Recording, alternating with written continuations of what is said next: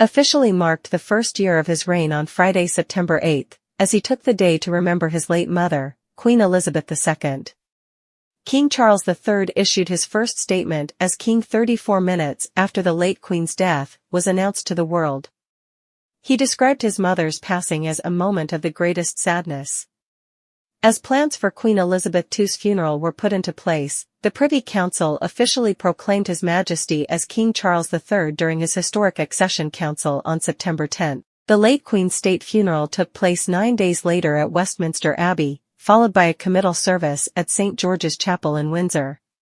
Since becoming king, Charles has undertaken engagements in 161 days, including traveling to all 4 nations of the UK and attending dozens of functions, according to PA News Agency.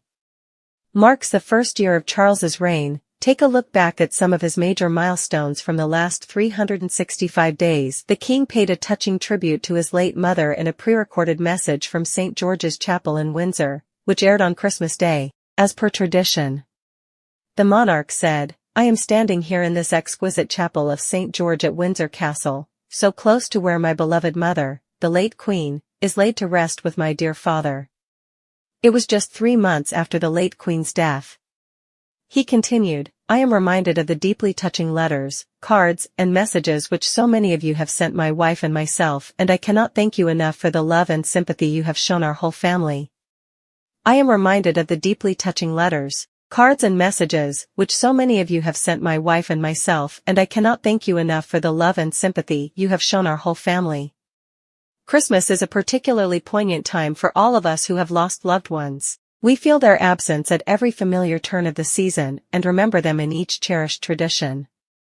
The King's inaugural state visit to Germany in March was dubbed a success and saw Charles deliver the first speech by a British monarch, mostly in German, during a session of the Bundestag. A trip to France before their German leg was set to become Charles and Camilla's first official state visit, but the trip was shelved at the last minute following riots across the country over pension reforms. The couple will now carry out their rescheduled state visit to Paris and Bordeaux from 20 to 22 September. The King and Queen led the royals at the Easter Sunday church service in Windsor, with appearances from some of the youngest members of the family, including the Prince and Princess of Wales's 3 children and Mike and Zara Tyndall's daughters. The images were taken in the palace's blue drawing room by their wedding photographer Hugo Bernan, with one showing the King and Queen coordinating in blue and standing side by side in front of a portrait of King George V painted shortly after his coronation in June 1911.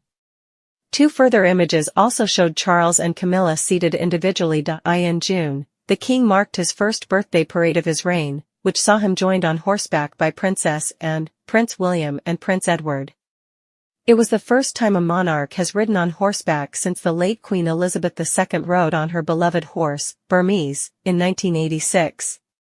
Meanwhile, Queen Camilla, the Princess of Wales, and Prince George, Princess Charlotte and Prince Louis watched proceedings from a carriage. Senior working royals joined the King on the palace balcony to watch the flypast. The King and Queen took up their summer residence at Balmoral Castle in August, and have hosted several members of the royal family at their Scottish home. Among their guests were the Prince and Princess of Wales, the Duke and Duchess of Edinburgh, the Princess Royal and Vice Admiral Sir Timothy Lawrence and the Duke of York. The pair also attended their first Braemar Gathering Highland Games of their reign, and as tradition, they hosted Prime Minister Rishi Sunak and Akshata Murthy. On November 14, 2023, the King celebrated his 75th birthday. He marked the occasion by taking part in special events with charitable causes close to his heart.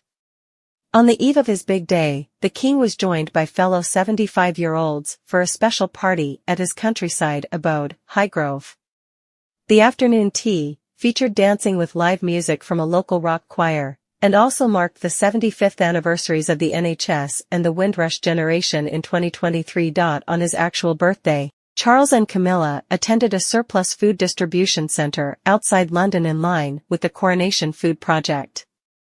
The charity seeks to bridge the gap between food waste and food needs across all 4 nations of the United Kingdom, helping people and helping the planet. He also held a reception at Buckingham Palace for 400 nurses and midwives, as part of this year's NHS 75 celebrations. He was treated to a performance of a surprise birthday song. The king hosted his second Christmas at Sandringham in December 2023. He was joined by his fellow family members, including his son Prince William and his family. The senior royals attended a service at St. Mary Magdalene Church, and the king took the time to speak to some locals within the area who had come out to see him on his way to the church. It looked as though he was enjoying the conversation as he chuckled with the locals. It was also the king's second Christmas address. This year, Charles addressed the nation from Buckingham Palace. The speech took place in the beautiful centre room, which has seen countless senior royals gather ahead of their appearances on the balcony. On January 17, 2024, Buckingham Palace announced the news that King Charles would be undergoing surgery on his prostate.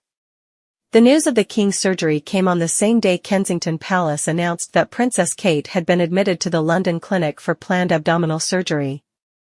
In a statement, the palace shared, "His Majesty's condition is benign and he will attend hospital next week for a corrective procedure. The king's public engagements will be postponed for a short period of recuperation." It's understood that the king, 75, was keen to share the details of his diagnosis to encourage other men who may be experiencing symptoms to get checked in line with public health advice. On February 5, King Charles was diagnosed with cancer. The news was announced by Buckingham Palace, who issued an official statement. It read, "During the king's recent hospital procedure for benign prostate enlargement, a separate issue of concern was noted. Subsequent diagnostic tests have identified a form of cancer. His Majesty has today commenced a schedule of regular treatments, during which time he has been advised by doctors to postpone public-facing duties. Throughout this period, His Majesty will continue to undertake state business and official paperwork as usual." The statement continued, "The king is grateful to his medical team for their swift intervention, which was made possible thanks to his recent hospital procedure about his treatment, and looks forward to returning to full public duty as soon as possible. It is yet to be revealed what type of cancer the king has."